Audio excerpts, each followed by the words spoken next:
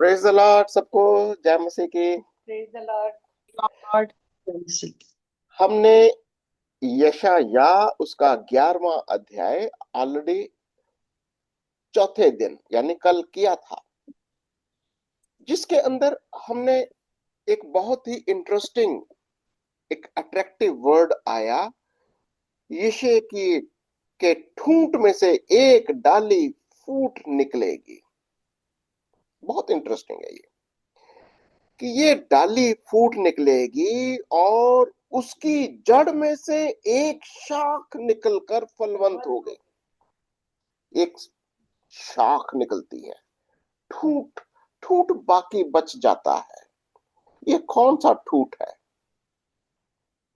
ये ठूठ इज़राइल के जो शेष, द रेमनेंट ऑफ इज़राइल, जो शेष बाकी बचे हुए लोग, बाकी के कहां गए? जिन्होंने विश्वास नहीं किया, जिन्होंने प्रभु पर विश्वास नहीं किया, उसके वचन पर विश्वास नहीं किया, वो कहीं ना कहीं वो नाश हो जाते हैं। और हम देखते हैं कि वो वापिस जब भविष्यवाणियां हो रही हैं, यशाया आने वाले समय का भी भविष्यवाणियां है। और ये भविष्यवाणी की बात कर रहा है कि अब क्या होने जा रहा है। ठूंठ बाकी बची रह गई, यानी इज़राइल के लोग ठूंठ की तरह, बाकी बचे हुए लोग, द रेमनेंट, वो वहां से जब ये बाकी बचे हुए लोग रह जाएंगे, तब मसीहा, यीशु मसीह, वो शाख, वो दिखाई देगी। अगर इस दर्शन के साथ आज हम इसको समझने की कोशिश करेंगे। अगर आप निशान लगाना चाहते हो, आप निशान लगा लीजिए ठूंठ के अंदर से, इसको शाख, शाख के ऊपर आप निशान लगाइए। जड़ में से एक शाखा निकलेगी, निकलकर फलवंत होगी। अब आप शाखा के ऊपर थोड़ा ध्यान दीजिए। कौन है शाखा? एक एक, एक करके दूसरी आयत से पढ़िए अभी। यहोवा का आत्मा, बुद्धि और समझ का आत्मा, युक्ति और पराक्रम का आत्मा और ज्ञान और यहोवा के भय का आत्मा उस पर ठहरा रहेगा। उस पर ठहरा रहेगा। कब की बात हो रही है ये? जब यीशु आएगा। सोचो, ये अभी 7,700 साल पहले की भविष्यवाणी है।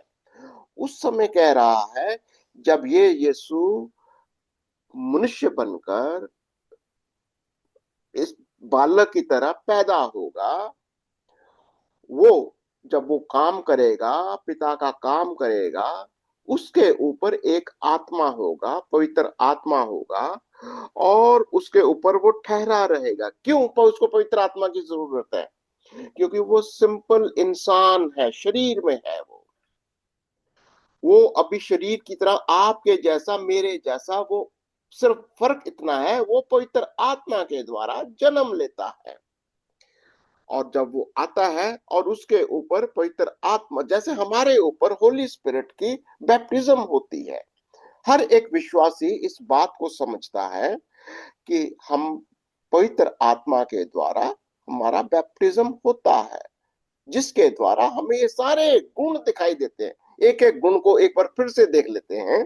क्या क्या गुण है उसके अंदर? यहोवा का आत्मा, पहली बात, ये यहोवा का आत्मा है, पवित्र आत्मा। यानी यीशु मसीह ने कहा था, मैं तुझे आत्मा दूंगा, है ना? यीशु ने भी कहा।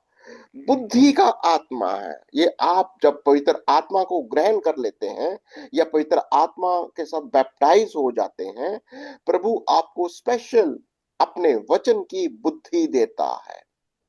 वो आपको समझ का भी आत्मा देता है कि वचन को समझना क्या है, क्या वचन कहता है, इस गहराइयों को समझाता है। युक्ति का आत्मा, युक्तियां, यानी आपको कि किस वक्त क्या जवाब देना है, किस वक्त क्या बात करनी है, क्या परमेश्वर के, सब कुछ वो युक्ति समझने की वो आत्मा देगा। पराक्रम का आत्मा, ज्ञान का, और यहोवा के भय का आत्मा। बिल्कुल यही बात यीशु के साथ भी थी, और यही बात वो भविष्यवाणी में वो कहता है कि उस पर ठहरा रहेगा। और क्या रहेगा, तीसरी आयत। और उसको यहोवा का भय सुगंध सा भाएगा। वह मुंह देखा न्याय ना करेगा और और ना। अपने कानों के सुनने के अनुसार निर्णय करेगा। कैसा ये, इस ऐसी आत्मा के लोग, क्या फर्क होता है इन लोगों के बीच में? जैसा यीशु मसीह, वो शाख जो शरीर में आता है, जो पवित्र आत्मा के साथ बैप्टाइज्ड होते हैं, जो प्रभु के लोग होते हैं, कभी भी मुंह देखा न्याय नहीं करते। देखो, ये गुण है जो पवित्र आत्मा के बैप्टाइज्ड लोग हैं। पहली बात, उन्हें प्रभु का डर, प्रभु का भय उनको अच्छा लगता है, एक सुगंध की तरह होता है। वो उनके मन के अंदर प्रभु का भय, वो खुश होते हैं, आनंदित होते हैं, क्योंकि प्रभु का भय उनके अंदर है। और और कैसा है, मुंह देखा न्याय नहीं करेगा। प्रभु के लोग कभी भी मुंह देखा न्याय नहीं करेंगे, और ना अपने कानों के सुनने के अनुसार, यानी सुनी सुनाई बातों पर ध्यान नहीं देंगे। ये बहुत इंटरेस्टिंग है कि आज पवित्र आत्मा के बैप्टाइज्ड लोग, जितने भी प्रभु के दास और दासियां हैं, वो कान के कच्चे नहीं होते, सुनी सुनाई बातों पर ध्यान नहीं देते।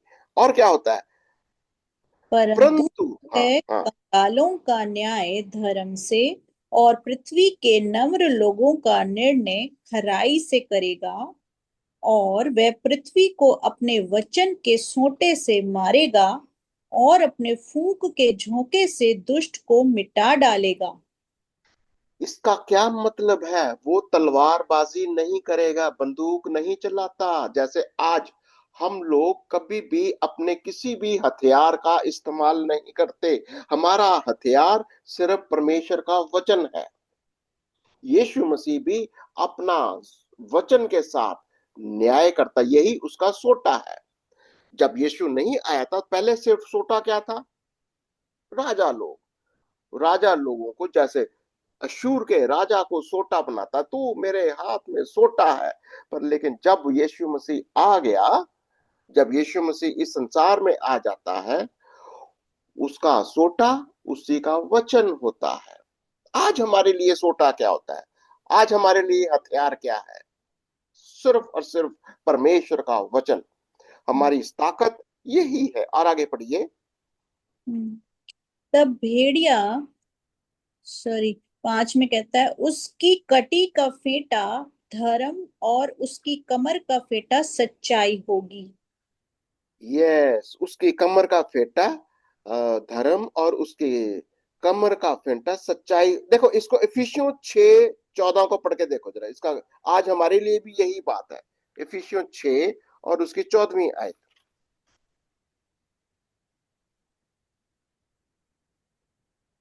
पौलुस इसी बात को सिखाता है कि हमें भी पवित्र आत्मा के द्वारा इसीलिए सत्य से अपनी कमर कसकर, और धार्मिकता की झिलम पहनकर, और पांवों में मेल मिलाप सुसमाचार की तैयारी के जूते पहनकर, ये सारी बातें, एक 6 का 10 पहरावा। देखो। हम्म 6 का 10, 6 का 10 है ना, चलो 6। पढ़ दो, पढ़ दो।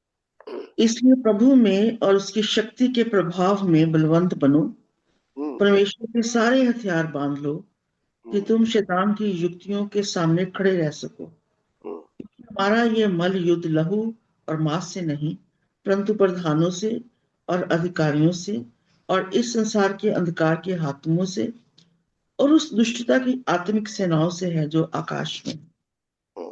तो आज हमारा आत्मिक युद्ध कोई तलवारबाजी, बंदूकबाजी, गोला बम बम बारूद नहीं है। हमारा हथियार परमेश्वर का वचन, पवित्र आत्मा है। और यही पर लेकिन संसार के लोगों के साथ क्या होता है? संसार के लोगों की ताकत कुछ और है। पर लेकिन जब यीशु आएगा, जब यीशु आएगा, अभी यीशु आया नहीं है, क्योंकि उसका आना अभी बाकी है। आज सिर्फ और सिर्फ जो पवित्र आत्मा के द्वारा बैप्टाइज्ड है, उनकी ये इनके उनके गुण होते हैं जो अभी हमने बात करी है। पर लेकिन जब यीशु आएगा, अपने राज्य की स्थापना करेगा, फिर क्या होगा? देखो, छठी आयत से पढ़ते हैं। हम्म, छठी आयत कहती है, तब भेड़िया भेड़ के बच्चे के संग रहा करेगा, और चीता बकरी के बच्चे के साथ बैठा करेगा, और बछड़ा और जवान सिंह और पाला पोसा हुआ बैल तीनों इकट्ठे रहेंगे, और एक छोटा लड़का उनकी अगुवाई करेगा। बिल्कुल एक ब्लिस जैसी सिचुएशन है। एक जब यीशु मसीह आएंगे तो इसका मतलब कोई जानवर भी अटैक नहीं करेंगे। जानवरों को भी एक एक नई सृष्टि बन जाएंगे। जब प्रभु नई सृष्टि बनाता है, वो जानवरों को भी एक नया मन दे देता है। वो वाला दर्शन है कहीं ना कहीं 7वीं आयत में। गाय और रिछनी मिलकर चरेंगी, और उनके बच्चे इकट्ठे बैठेंगे, और सिंह बैल के समान भूसा खाया करेगा। हम्म, और 8-9। दूध पीता बच्चा करैत के बिल पर खेलेगा, और दूध छुड़ाया हुआ लड़का नाग के बिल में हाथ डालेगा। मेरे सारे पवित्र पर्वत पर ना तो कोई दुख देगा और ना हानि करेगा, क्योंकि पृथ्वी यहोवा के ज्ञान से ऐसी भर जाएगी जैसा जल समुद्र में भरा रहता है। तो कैसा ज्ञान होगा उस वक्त? सारी पृथ्वी के ऊपर एक ही ज्ञान होगा। प्रभु अपने वचन के द्वारा राज्य करता है। इस बात को समझना बहुत जरूरी है कि हम कैसे आज भी आज भी जो मसीही लोग हैं, जो विश्वासी लोग हैं, इस बात को समझते हैं कि उनकी जीवन की शक्ति परमेश्वर का वचन है। वो वचन को जितना हो सकता है उसकी गहराई को, उसकी सच्चाई को, उसकी सामर्थ को अपने जीवन का आधार बनाते हैं। जितना हो सकता है हम परमेश्वर के वचन को जानना चाहते हैं, सीखना चाहते हैं। और वो कहता है कि उस समय सारी पृथ्वी वचन कैसा होगा? ज्ञान से भर जाएगी, जैसा जल समुद्र से भरा रहता है। ये मतलब इंटरेस्टिंग है ये। हाँ जी, इंसान और जानवर एक साथ का वो दे दिया क्या? बिल्कुल। जानवर भी शेर जैसे कहता शेर भी घास खाएगा, ऐसा दर्शन है ये। इस हम्म, तरीके का दर्शन है ये। तो ये जो भविष्यवाणियां हैं, अब ये लोग वापस जब, पर लेकिन जब तक ये जो आपको मैंने एक तस्वीर बनाकर दिखाई थी कि ये कैसा होगा कि ठूंठ ठूंठ क्या है? ये ठूंठ बच जाएगी, जैसे पेड़ की ठूंठ, बाकी पत्ते सब झड़ गए, ये ठूंठ जे के पेड़ के। इसका मतलब कुछ बचे हुए लोग ही रह जाएंगे, कुछ बचे हुए लोग, थोड़ा सा तना बचा रहेगा।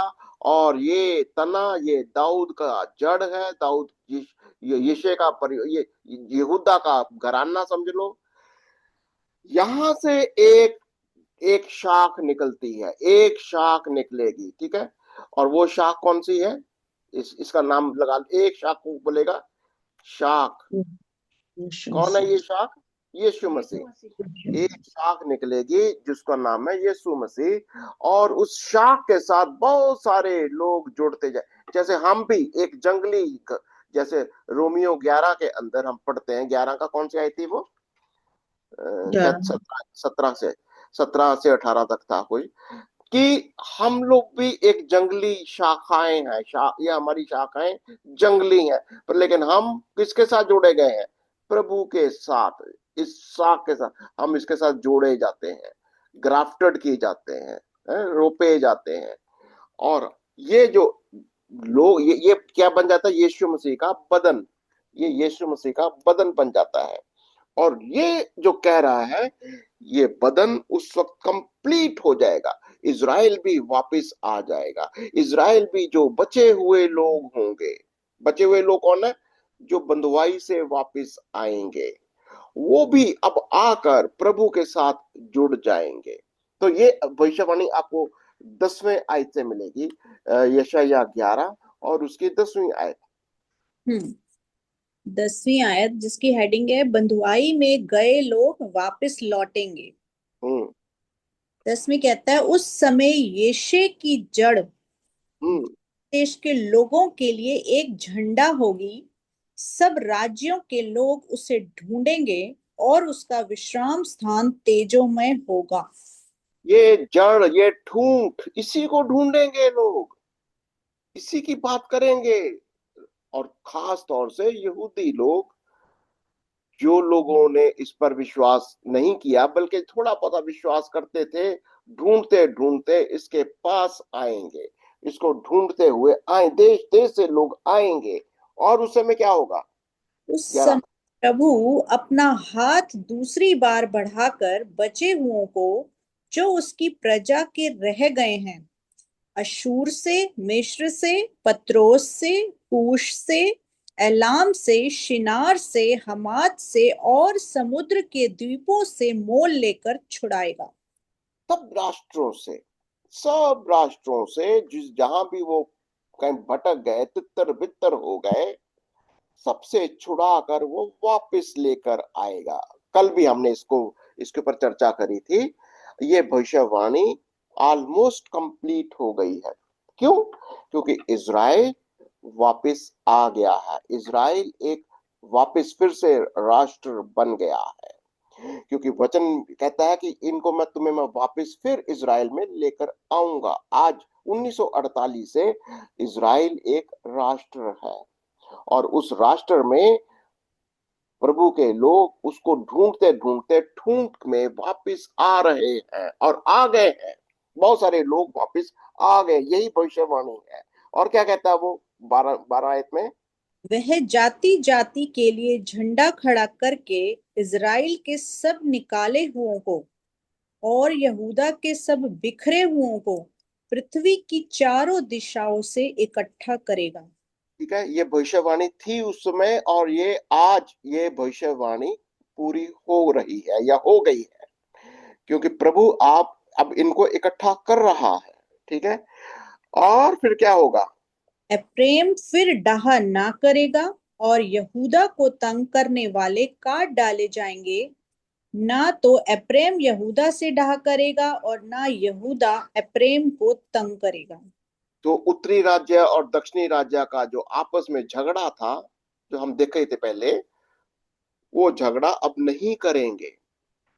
अब इज़राइल के सारे लोग एक ही पेड़ में, उसी पेड़ में एक जैसा सोचेंगे। देखो, ये एक किसी भी राष्ट्र का, खास तौर से इज़राइल का, उनका जो एकता का मतलब क्या है? उनकी एकता है उनका प्रभु में एकता।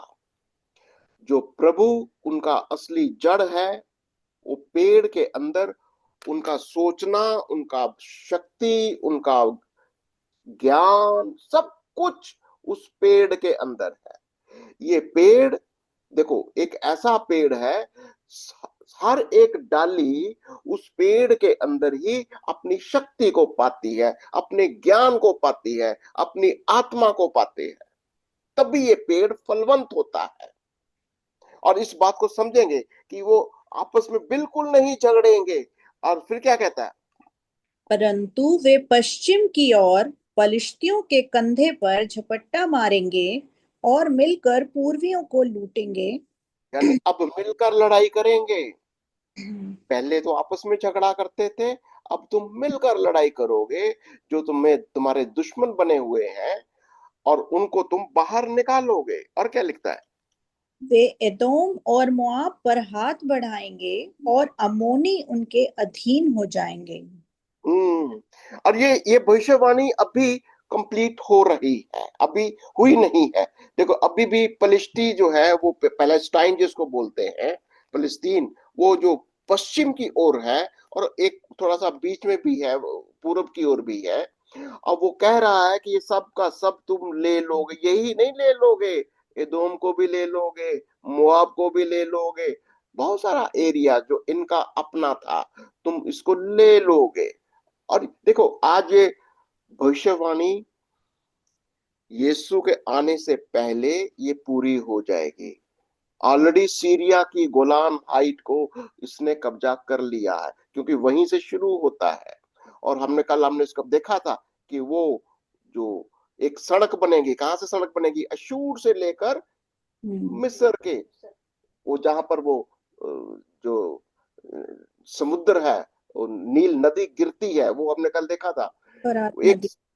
सड़क बनेगी, बिल्कुल परमेश्वर का राज्य, प्रभु यीशु मसीह की पूरी किंगडम का तैयारियां हो रही हैं। और क्या कह रहा है वो? यह 15वां आयत में पढ़ा था। यहोवा मिस्र की समुद्र की खाड़ी को सुखा डालेगा और हम्म। महानद पर अपना हाथ बढ़ाकर प्रचंड लू से ऐसा सुखाएगा कि वे 7 धार हो जाएगा हम्म। और लोग जूता पहने हुए भी पार हो जाएंगे। तो यानी ये एक भविष्यवाणी है कि जैसे फरात नदी भी सूख जाएगी। ये बहुत बड़ी भविष्यवाणी है और ये ऑलरेडी दिखाई दे रहा है। नील नदी भी सूख जाएगी। क्या बात है! नील नदी भी कह रहा है वो सूख, कल हमने इसकी तस्वीर भी देखी थी कि कैसे नील नदी से लेकर, जो मिस्र से लेकर अशूर, बिल्कुल वहां तक एकदम से एक कहता सड़क जैसी बन जाएगी। लोग पैदल आ जा सकेंगे। ये कह रहा वो। और उसकी प्रजा के बचे हुओं के लिए अशूर से एक ऐसा राजमार्ग होगा जैसा मिस्र देश से चले आने के समय इज़राइल के लिए हुआ था। ठीक है, तो ये एक भविष्यवाणी, टोटल भविष्यवाणी है। जो अगर आप बाइबल पढ़ते हो, खास तौर से नया नियम, ये भविष्यवाणियां आपको नए नियम में बहुत मिलेंगी।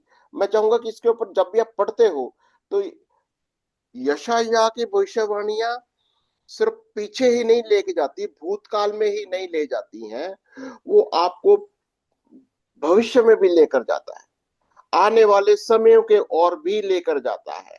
तो भविष्यवाणियों को पढ़ना, इसके लिए हमको पूरा बाइबल का ध्यान, उसको कनेक्ट करना होगा। मैं आपके लिए थोड़ी थोड़ी बातें रखूंगा कि वो कैसे कैसे वो भविष्यवाणियां जो कंप्लीट हुई हैं। देखो, ये आप अगर आपको दिखाई दे रहा है तो कर सकते हो। देख, यहाँ पर वो कह रहा है कि जो राइचियस ब्रांच है, ये इसके रेफरेंस है यशायाह 4 और उसकी दूसरी आयत को देखो। यशायाह 4 और दूसरी आयत। हम्म उसी समय इज़राइल के बचे हुओं के लिए यहोवा की डाली भूषण और महिमा ठहरेगी और भूमि की उपज बढ़ाई और शोभा ठहरेगी। ऑलरेडी भविष्यवाणी कर दी है उसने यशायाह 4 और उसकी दूसरी आयत के अंदर। और नए नियम के अंदर वो क्या कहता है? मती 2 और मती 2 और उसकी 23 आयत में। मती 2 और उसकी 23 आयत में। 23 में कहता है, और नासरत नामक नगर में जा बसा ताकि वह वचन पूरा हो जो भविष्यद्वक्ताओं के द्वारा कहा गया था, वह नासरी कहलाएगा। नासरी का मतलब दाऊद की संतान। जब वो कह रहा है कि नासरत में चला गया, तो दाऊद की वो आपको कहना दिखाना क्या चाह रहा है? वो नासरी है, वो नासरत का रहने वाला है, वो दाऊद की संतान है। वहां अपना कनेक्शन देता है वो कि वो कहां से आ रहा है, वो दाऊद की संतान है, ये वाला दर्शन दे रहा है वो। और देखो देखिए, प्रकाशित वाक्य 5 और उसकी 5वीं आयत को पढ़िए अभी। प्रकाशित वाक्य 5 और उसकी 5वीं आयत। तब उन प्राचीनों में से एक ने मुझे कहा, मत रो, देख यहूदा के गोत्र का वह सिंह जो दाऊद का मूल है, उस पुस्तक को खोलने और उसकी 7 मोहरें तोड़ने के लिए जयवंत हुआ। अभी देखो, प्रकाशित वाक्य पढ़ते तो वो कहता दाऊद का मूल है ये। वो कौन बोल रहा है? ये प्राचीन बोल रहा है। यानी ये दाऊद का मूल कब से है? हमने ऑलरेडी प्राचीनों के ऊपर काफी चर्चा करी थी। कौन है ये? सृष्टि की उत्पत्ति से पहले से ये कहीं ना कहीं रिकॉर्डेड है। ये यीशु मसीह दाऊद के, उसका यूदा का मूल सब जानते हैं। स्वर्ग में भी लोग जानते हैं कि दाऊद के अंदर से, दाऊद के सिंहासन पर, वहां पर ये मसीहा आएगा और वो राज्य करेगा। और वही है इस ये सारे भेदों को जानने वाला, इस पुस्तक के भेदों को खोलने वाला, ये कह रहा वो, ये वही है, दाऊद की संतान। ठीक है, इंटरेस्टिंग है ये। कुछ और क्रॉस रेफरेंसेस आपको मैं दिखाना चाहूंगा। प्रकाशित वाक्य जब आप पढ़ते हो तो 19 का 11 से 16 को देखो जरा, फिर से आप वो कनेक्शन हो जाएगा। प्रकाशित वाक्य 19 और उसका 11 से 16। फिर मैंने स्वर्ग को खुला हुआ देखा, और देखता हूँ कि एक श्वेत घोड़ा है, और उस पर एक सवार है, जो विश्वास योग्य और सत्य कहलाता है, और वह धर्म के साथ न्याय और लड़ाई करता है। उसकी आंखें आग की ज्वाला है, और उसके सिर पर बहुत से राज मुकुट है, और उसका एक नाम लिखा है जिस उसको छोड़ और कोई नहीं जानता, और वह लहू से छिड़का हुआ वस्त्र पहने है, और उसका नाम परमेश्वर का वचन है। क्या नाम है इसका? इस शाख का नाम और भी है। क्यों वचन? क्यों? क्योंकि वचन से वो तलवार चलाता है, उसका तलवार उसका वचन है। वचन से ही मारता है, वचन से ही लड़ाई करता है, उसकी सारी शक्ति उसके वचन में है। ये इंटरेस्टिंग है, क्योंकि उसकी तलवार ही उसका वचन है। वो वचन से ही मारता है, वचन से ही राज्य करता है, वचन, ये सारी बातें आ रही हैं। ओके, ये और कोई अच्छा, एक और देखो जरा, भजन संहिता 2 और उसकी 9वीं आयत। मैं आपके लिए सिर्फ ये देख रहा हूँ, भजन संहिता 9 और उसकी 9वीं आयत, साम 2 वर्स 9। तू उन्हें लोहे के डंडों से टुकड़े टुकड़े करेगा, तो कमार के बर्तनों की नाई उन्हें चकनाचूर कर डालेगा। किसको? किसको? अगर आप भजन संहिता 2 को थोड़ा सा शुरू से पढ़ेंगे तो आपको मजा आएगा। जाति जाति के लोग क्यों हुल्लड़ मचाते हैं, हम्म, और देश देश के लोग व्यर्थ बातें क्यों सोच रहे हैं। हम्म। यहोवा के और उसके अभिषिक्त के विरुद्ध पृथ्वी के राजा मिलकर और हाकिम आपस में सम्मति करके कहते हैं कि आओ हम उनके बंधन तोड़ डालें। तो ये जब जब भी आप भजन संहिता पढ़ते हो तब भी आपको ये समझ आ जाना चाहिए कि ये किसकी बात कर रहा है, कब की बात कर रहा है। कब की बात कर रहा है? यीशु जब आएगा, अपने राज्य की स्थापना करेगा, जब उसका नया, वो खास तौर से 1000 साल का पीरियड वो राज्य करके दिखाएगा कि कैसे राज्य किया जाता है, और जो विरोध करेगा उसको नाश कैसे करता है, जुबान से। मुंह का उसका वचन ही तलवार ऐसी है कि वचन से ही लोग नाश होते हैं। ये बहुत ही इंटरेस्टिंग है ये, कि यीशु मसीह आज भी और आपको और मेरे को भी वचन की ताकत दे रहा है। वो कहता अपने वचन को एक दोधारी तलवार की तरह रखो, लोगों के लिए, भलाई के लिए भी, और लेकिन अगर शैतान का सामना करना है तब भी वचन का इस्तेमाल करो, वचन का इस्तेमाल करो। ठीक है। और ये भजन संहिता के साथ में कुछ और 11 का 4 तो हम कर ही रहे हैं। और प्रकाशित वाक्य 1 का 16 देखो तो जरा क्या कहता है। और वे अपने दाहिने हाथ में 7 तारे लिए हुए था, और उसके मुख से चौकी तलवार निकलती थी। उसके मुख से क्या निकलता है? चौकी तलवार। जब भी तलवार उसके मुंह से निकलती है, इसका मतलब ये है वचन। देखो, एक बात को हमको बहुत समझना होगा, वचन, परमेश्वर का वचन इतना इंपॉर्टेंट क्यों है।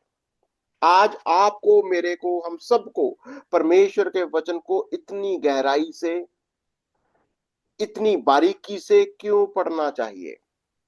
क्योंकि यीशु मसीह अपने वचन से ही बात करता है, वचन से ही मारता है, वचन से ही जीवन देता है। हमको वचन पर, यीशु मसीह पर विश्वास करना है। जब हम विश्वास करेंगे, और यही वचन हमारे लिए तलवार बन जाती है, यही वचन हमारे लिए एक ताकत बन जाती है। इंटरेस्टिंग है ये। बहुत सारे और रेफरेंसेस हैं जो हम पढ़ सकते हैं। तो यशाया 1 का 24 से 31 में वो जो बाकी बचे हुए हैं, रेमनेंट जिसको कहते हैं, रेमनेंट जो है बाकी के बचे, इसको देखो जरा, यशाया 1 और उसके 24 से 31, ये जो शेष बचे हुए लोग हैं। इस कारण प्रभु सेनाओं के यहोवा इस्राएल के शक्तिमान की ये वाणी है, सुनो, मैं अपने शत्रुओं को दूर करके शांति पाऊंगा और अपने बैरियों से पलटा लूंगा, और मैं तुम पर हाथ बढ़ाकर तुम्हारा धातु का मैल पूरी रीति से भस्म करूंगा और तुम्हारा राग पूरी रीति से दूर। अच्छा, ये सारी चीजें कैसे करेगा वो प्रभु? वचन जो कह रहा है, मैं मैल को दूर करूंगा, मैं तुम्हें नया करूंगा, ये सारी बातें कैसे करेगा? वचन वचन से। से। वचन के द्वारा। इंटरेस्टिंग है। वो आज भी आपको, मेरे को, हमारे मैल को, हमारी गंदगी को, हमारे कैसे शुद्ध करता है? वचन अपने वचन से। वचन बिल्कुल। की सामर्थ से। वचन की शुद्धता, वचन से शुद्ध करता है वो। और क्या करता है वो? और तुम्हारा राग पूरी रीति से दूर करूंगा, और मैं तुम में पहले ही की न्यायी और आदिकाल के समान मंत्री फिर नियुक्त करूंगा। इसके उसके बाद तुम यानी अब तुम जब वापस आओगे, ये तुम शेष लोग जब वापस आओगे, उस ठूंठ के साथ दोबारा जुड़ जाओगे, मैं तुम्हें नया कर दूंगा। ये वाली बात है। कुछ नहीं होगा। ये भविष्यवाणी की बात हो रही है यहाँ पर। ये भविष्यवाणी जब वो कर रहा है, ये पहले अध्याय में ही उसने भविष्यवाणी शुरू कर दी है। ठीक है ना? इंटरेस्टिंग है ये। अगर आप इसकी, मैं आपके सामने रेफरेंसेस इसलिए दे रहा हूं, देख, जब भी आप बाइबल पढ़ते हो, आपको पुराने नियम के अंदर प्रकाशित वाक्य का भी दर्शन आएगा। बहुत इंटरेस्टिंग है ये। बाइबल को पढ़ने का आपको आइडिया लग जाएगा कि चाहे वो भजन संहिता पढ़ते हो या कोई और नबी की बात पढ़ते। मैं आपके सामने कुछ और रेफरेंसेस भी देता हूं, जैसे सफन्या सफन्या जफानिया, जो या सपन्या जिसको बोलते हैं, उसकी 3 की 8 से 13। ये देखो जरा, सपन्या 3 का 8 से 13। सपन्या बोलते हैं ना, सपन्या 3 का 8 से 13।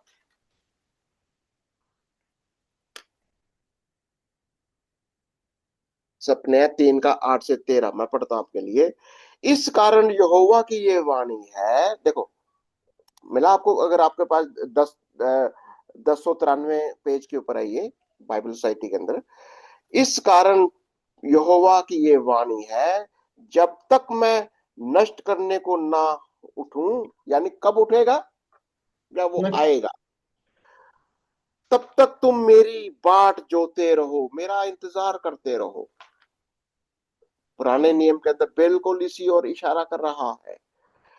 मैंने ये ठान लिया है कि जाति जाति के और राज्य राज्य के लोगों को मैं इकट्ठा करूं। कौन है ये लोग? सिर्फ इजरायली नहीं है, अन्य जातियां आप और मैं भी हैं। जाति जाति के लोगों को इस पेड़ के साथ, इस ठूंठ के साथ वो इकट्ठा करना चाहता है और कर रहा है। हमें उस पेड़ के साथ, अपने साथ जोड़ रहा है। इकट्ठा करूं कि उन पर अपने क्रोध की आग पूरी रीति से भड़काऊं। किनके ऊपर? जो लोग विश्वास नहीं करते, जो लोग विरोध करते हैं, जो लोग प्रभु के, परमेश्वर के पुत्र को, यीशु मसीह को नहीं मानना चाहते। क्योंकि सारी पृथ्वी मेरी जलन की आग से भस्म हो जाएगी। कितना बड़ा बात है ये।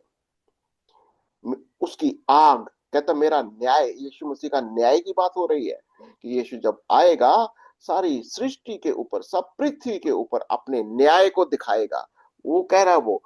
और 9वीं आयत देखो फिर, उस समय मैं देश देश के लोगों में से एक नई और शुद्ध भाषा बुलवाऊंगा। क्या मतलब है? एक कुछ नए लोग आएंगे, एक नई सृष्टि होगी, कुछ शेष लोग होंगे जिनको मैं एक नई सृष्टि बनाऊंगा। ये कह रहा है वो कि वह सब के सब यहोवा से प्रार्थना करें और एक मन से कंधा मिलाएं और उसकी सेवा करें। मेरी तितर बितर की हुई प्रजा मुझसे विनती करती हुई मेरी भेंट बनकर आएगी। कितना इंटरेस्टिंग है। अगर आप पुराने नियम को भी जब पढ़ते हो, आपको भविष्यवाणियां दिखाई देंगी, पर लेकिन अगर आप इसको बाइबल के टोटल कॉन्टेक्स्ट में नहीं पढ़ोगे, नहीं समझ में आएगा। क्योंकि भविष्यवाणियां जरूरी नहीं है कि उस समय की भविष्यवाणी होती हैं। भविष्यवाणियां उस समय जैसे ये 700-800 हजार साल पहले की भविष्यवाणियां हैं, ये कहीं ना कहीं 2000-3000 हजार साल बाद की बातें कर रहा है, जब यीशु आएगा, जब यीशु मसीह न्याय करेगा, जब यीशु मसीह अपने राज्य की स्थापना करेगा, तब की बातें हो रही हैं। तो हमेशा मैं आपके सामने एक तस्वीर सी बना देता हूं कई बार, कि एक तस्वीर को अपने माइंड के अंदर बनाकर चलो। कैसे बनाना है तस्वीर को? एक एक ऐसा तस्वीर बनाकर चलो जैसे यीशु मसीह का आना, जन्म लेना, यीशु का मरना और जी उठना, ये वाला पीरियड आपका हो गया। और एक पीरियड होगा यीशु का आना। आना का मतलब रैप्चर, यहाँ पर रैप्चर होता है। ओके। और 7 साल का पीरियड जो कि क्या है? क्लेश का, महाक्लेश, महाक्लेश का पीरियड है। ठीक है। और यहाँ पर यीशु मसीह का आना, सब लोग कमिंग, यीशु आएगा और राष्ट्रों का न्याय करेगा यहाँ पर। फिर वो 1000 साल के लिए वो राज्य करेगा, 1000 साल के लिए। तो बहुत सारी भविष्यवाणियां इस इधर दिखाई दे रही है। एक ये जो सपने कर रहा है, या और भी भविष्यवाणियां जो हम देखी हैं, वो 1000 पीरियड की बात हो रही है।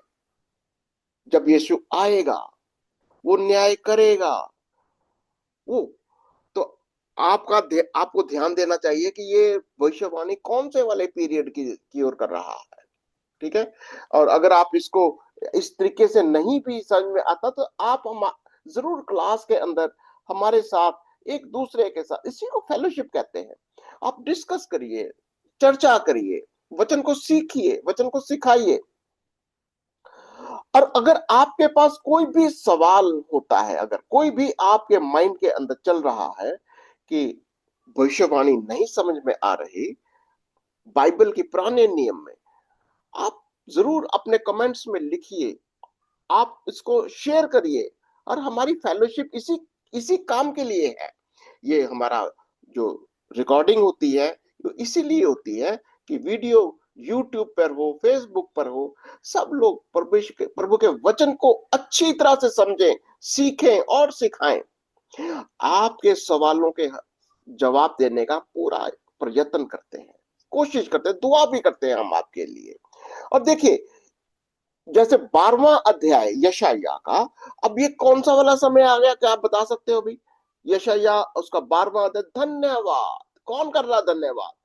ये लोग जो अभी यीशु मसीह में वो 1000 साल का पीरियड आ गया, और ये खुशी के साथ स्तुति, प्रशंसा, आराधना कर रहे हैं। That is the worship.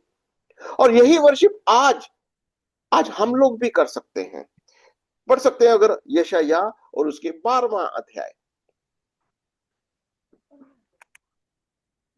उसकी स्तुति कर। 12वां धन्यवाद का गीत, जिसकी हेडिंग है 12वां में लिखा है, उस दिन तू कहेगा, हे यहोवा, मैं तेरा धन्यवाद करता हूँ, क्योंकि यद्यपि तू मुझ पर क्रोधित हुआ था, परंतु अब तेरा क्रोध शांत हुआ और तूने मुझे शांति दी है। परमेश्वर मेरा उद्धार है, मैं भरोसा रखूंगा और ना थरथराऊंगा, क्योंकि प्रभु यहोवा मेरा बल और मेरे भजन का विषय है और वह मेरा उद्धार करता हो गया है। तुम आनंद पूर्वक उद्धार के सोतों से जल भरोगे। उस दिन तुम कहोगे, यहोवा की स्तुति करो, उससे प्रार्थना करो, सब जातियों में उसके बड़े कामों का प्रचार करो और कहो कि उसका नाम महान है। यहोवा का भजन गाओ, क्योंकि उसने प्रताप में काम किए हैं, इसे सारी पृथ्वी पर प्रकट करो। हे सियोन में बसने वाली, तू जय जयकार कर और ऊंचे स्वर से गा, क्योंकि इज़राइल का पवित्र तुझ में महान है। इज़राइल का पवित्र, वो शाख जो दाऊद का जड़ है, वो शाख जो एक वो पेड़ है, जो इज़राइल का पेड़, जो शेष बचे हुओं को भी इकट्ठा करता है, वो आपको और मेरे को भी, जो जंगली शाखा है, जंगली जैतून है, जो रोमियो 11वें अध्याय में हमने पढ़ा था 17वीं आयत से, कि हम वो जंगली शाखाएं जब हम काट कर यीशु के साथ, यीशु के बदन के साथ, उस पेड़ के साथ, उस शाख के साथ जोड़ दी जाती है। We are grafted with the tree of olive tree of Jesus Christ. यीशु मसीह के साथ, उस पेड़ के साथ हम जोड़े जाते हैं, ग्राफ्ट किए जाते हैं, ठीक है।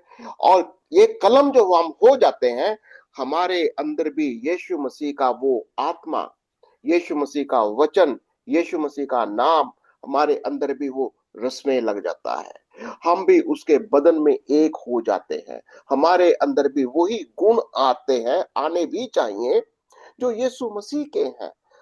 हम आपके लिए प्रार्थना भी करना चाहते हैं, प्रार्थना करते भी रहेंगे। और अगर आपके कोई भी सवाल हो, जरूर आप हमें बताइए, हम आपके लिए प्रार्थना भी करेंगे। आइए हम सब अपने सिरों को झुकाएं और परमेश्वर की प्रार्थना में चलें। धन्यवाद पिता, धन्यवाद मेरे सर्वशक्तिमान परमेश्वर, मेरे जीवित परमेश्वर, आपका धन्यवाद करते हूँ प्रभु जी। धन्यवाद करते प्यारे खुदा इस समय के लिए प्रभु जी, आपके साथ जो समय हमने बिताया प्रभु, उसके लिए धन्यवाद करते प्रभु जी। मेरे खुदा इस समय प्रभु जी, जो आपके कलाम से हमने सीखा, आपके वचन से सीखा कि आप अपने वचन के द्वारा ही हमसे बात करते हैं, अपने वचन से ही आप हमें शुद्ध करते हैं, अपने वचन से ही आप हमारी हमारी सारी बातों को, सारे कामों को, सारी चीजों को आप हमें वचन से ही सिखाते प्रभु जी। आपका वचन दो धारी तलवार की तरह है प्रभु जी। मेरे खुदा मैं धन्यवाद करती हूँ आपके इस जीवित वचन के लिए प्रभु जी। धन्यवाद, धन्यवाद यीशु राजा। इस समय प्रभु जी आपने हमें आत्मा की तलवार से सिखाया प्रभु, कि कैसे पवित्र आत्मा जब अंदर आता है तो वो कैसे दो धारी तलवार की तरह बनकर हमारे मांस को, गूदे को अलग कर देता है, और हमें अच्छाई बुराई और हर बात वो सिखाता है। जो चीजें अच्छी हैं वो आप सिखाते हो कि अपने अंदर रखो, और जो चीजें बुरी है वो आपका वचन की तलवार उन चीजों को काट डालता है, निकाल देता है। हाँ प्रभु जी, धन्यवाद करते हैं आपके वचनों के लिए प्यारे परमेश्वर। मेरे खुदा होने दीजिए कि आपके वचनों में हम और बढ़ते जाएं, आपका कलाम और सीखते जाएं, और उस पर चलने वाले हों प्रभु जी, औरों को सिखाने वाले हों प्रभु जी। मेरे खुदा हम धन्यवाद करते हैं इस समय, हम पास्टर जी के लिए, आंटी के लिए धन्यवाद करते हैं कि आपने जो उनसे बात की, और वही वचन, वो बुद्धि ज्ञान और समझ की बातें उन्होंने वचन से हमें भी सिखाई प्रभु जी। धन्यवाद करते सारे भाई बहनों के लिए जिन्होंने अपना समय आपको दिया प्रभु जी, और ये समय कभी भी प्रभु जी व्यर्थ नहीं जाएगा, क्योंकि तू उसमें हमारे लिए बहुत से कार्यों को कर रहा है, बहुत से महान कार्यों को तू करने जा रहा है मेरे प्यारे परमेश्वर। मेरे खुदा हम जितने भी यूट्यूब पे हमारे भाई बहन इस प्रार्थना को देखेंगे, सुनेंगे, जुड़े हुए हैं प्रभु जी, उन सबको तू आशीष देना प्रभु जी, ताकि वो भी तेरे इस कलाम को सुन सके, समझ सके और उस पर चल सके मेरे प्यारे परमेश्वर। पवित्र आत्मा हम सबकी सहायता कीजिए कि हम आपके वचनों में दिन प्रतिदिन ऐसे ही बढ़ते जाएं प्रभु जी। आपकी भविष्यवाणियां और आपकी जो भी सारी बातें जो आपने कितने हजार सालों पहले लिखी गई प्रभु जी, वो सारी पूरी हो रही है प्रभु जी। मेरे खुदा होने दीजिए कि हम इन सब पर विश्वास कर सकें, हमारे विश्वास को और बढ़ाइए प्रभु जी, वचनों में हमें और बढ़ाइए प्रभु जी। मेरे खुदा हम सबकी सहायता और मदद कीजिए पवित्र आत्मा, कि हम आपके वचनों में बढ़ सकें, और दिन प्रतिदिन प्रभु जी अपना ध्यान आप में रखें प्रभु जी। इधर उधर की बातों में हम ना ताक झांक करें, बल्कि आपके पवित्र वचनों में हम बढ़ते जाएं प्यारे परमेश्वर। धन्यवाद करते सबको तेरी प्रभु जी बरकत बोलते, तेरी आशीष बोलते हैं प्रभु जी। सबके घर परिवारों को तेरे पवित्र लहू में छुपाते, एक एक बहन को, उनके घर वालों को, उनके बच्चों को, उनके रिश्तेदारों को, उनके परिवार को, उनके घरानों को, उनकी सोसाइटीज को, उनके पड़ोसियों को, सबको प्रभु जी तेरे लहू में ढांपते। तू ही संभाल, तू ही चला प्रभु जी। धन्यवाद करते हो जो लोग नहीं आ पाए प्रभु, उनको भी याद दिला कि वो भी आ सकें और जुड़ पाए प्रभु जी। मेरे खुदा सबको अच्छा स्वास्थ्य देना, सबको शांति देना, आनंद देना, तेरी बरकत देना प्रभु जी, तेरी शांति देना मेरे प्यारे परमेश्वर। हम धन्यवाद करते हैं, धन्यवाद करते हैं, और सारी आदर महिमा हम आपको देते हैं प्रभु जी। सारी इस प्रार्थना को प्रभु जी यीशु तेरे मीठे और जीवित नाम से मांगते हैं, सुने और ग्रहण करें। आमीन। आमीन एंड आमीन। थैंक यू आमीन। Sister ji, praise the Lord. सबको जय मसीह के जय मसीह की जय मसीह की।